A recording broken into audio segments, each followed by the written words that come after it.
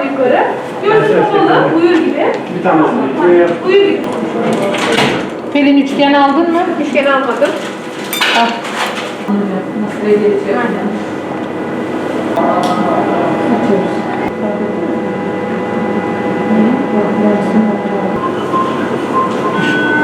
ayrılmamış.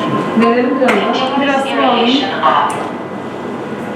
Merhaba, ben Şanlıurfa Eğitim Araştırma Hastanesi'nde göz hastalıkları biriminde operatör doktor Özgür Aday. Katarak, göz içi merceğin saydamlığını kaybetmesiyle oluşan bir hastalıktır. Görme bulanıklaşması, ışıkların saçılması şeklinde şikayetler hastalar tarafımıza başvurmaktadır. Katarak kimlerde görülür dersek daha çok ileri yaşlarda görülmekle beraber şeker hastalarında, kortizon kullananlarda, travmaya bağlı oluşanlarda ya da nadiren doğuştan katarakta görülmektedir. Katarağın tedavisi ilaçla mümkün olmamaktadır.